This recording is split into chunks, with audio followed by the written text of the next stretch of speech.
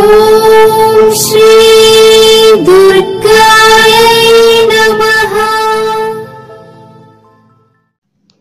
Hi friends, ఎలా ఉన్నారు friends? ఈరోజు హనుమాన్ జయంతి. మరి ఈ రోజున మీరు ఇలా చేస్తే అనుకున్న కార్యాలు సిద్ధిస్తాయి. అదేంటో వీడియోలో తెలుసుకుందాం. హనుమంతుడు అంటే భక్త సులభుడు అని అర్థం. హనుమంతుడిని రోజు పూజించిన వారికి, నిత్యం ఆయన్ను స్మరణ చేసిన వారిని సదా ఆయన రక్షిస్తూ ఉంటాడు. అటువంటి భక్త సులభుడు హనుమంతుని జయంతిని వివిధ ప్రాంతాల్లో వివిధ రోజుల్లో జరుపుకుంటూ ఉంటారు. కొందరు చైత్ర పౌర్ణమి రోజున జరుపుకుంటే మరికొందరు వైశాఖ దశమి నాడు జరుపుకుంటారు. కేరళ రాష్ట్రంలో మార్గశిర మాసంలో హనుమంత్ జయంతిని జరుపుకుంటారు. చైత్ర పౌర్ణమి నుండి వైశాఖ బహుళ దశమి వరకు గల మండల రోజుల పాటు ప్రతిరోజు 1, 3, 5, 11 లేదా 41 సార్లు హనుమాన్ చాలీసా పారాయణం చేయాలి. ఇలా చేయడం వల్ల అనుకున్న పనులు త్వరగా పూర్తి అవుతాయి, కోరిన కోరికలు నెరవేరుతాయి. భక్త సులభుడైన హనుమంతుడు తప్పనిసరిగా ఈ వ్రతం ఆచరించిన వారి కోరికలు నెరవేరుస్తూ ఉంటాడు. అందులో ఎలాంటి సందేహం అవసరం లేదు.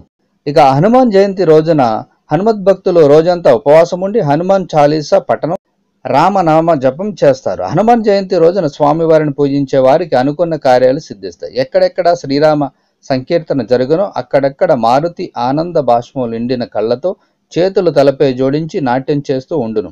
ఒకసారి సీతమ్మ నుదుటిన సింధూరం పెట్టుకోవడం చూసి, సింధూరం ఎందుకు పెట్టుకున్నావమ్మా అని హనుమంతుడు అడుగుతాడు. అందుకు సీతమ్మ నవ్వి శ్రీరాముడు దీర్ఘాయుష్ముడిగా ఉండాలని చెప్తుంది. అంతే హనుమంతుడు ఒక క్షణం ఆలస్యం చేయకుండా ఒళ్ళంతా సింధూరం పోసుకుంటాడు. హనుమంతునికి శ్రీరాముని మీద గల నిరుపమానమైన భక్తి. ఆంజనేయ స్వామిని శనివారం, మంగళవారం ఇంకా గురువారాల్లో పూజిస్తే మంచి ఫలితాలు ఉంటాయి. ఒకసారి శని ఆంజనేయ స్వామిని తన ప్రభావంతో వశపరుచుకోవాలని ప్రయత్నించాడు. కానీ ఆంజనేయ స్వామి అతన్ని తలకిందులుగా పట్టి ఎగరవేయసాగాడు. శని తన అపరాధాన్ని మన్నించమని వేడగా స్వామి తనను, తన భక్తులను ఎప్పుడూ పీడించనని శని మాట ఇచ్చిన తర్వాత వదిలిపెడతాడు. అందుకే 7.5 ఏళ్ల శని దోషం ఉన్నవారు శనివారం ఆంజనేయ ఉపవాసం చేస్తే వారికి మంచి కలిగి శని దోషం తగ్గుతుంది. ఇతరులు మంగళ, గురు, శనివారాలు ఏ రోజైనా స్వామికి పూజ చేసుకోవచ్చు. ఆంజనేయ స్వామి దేవాలయం లేని ఊరు లేదంటే అతిశయోక్తి కాదు.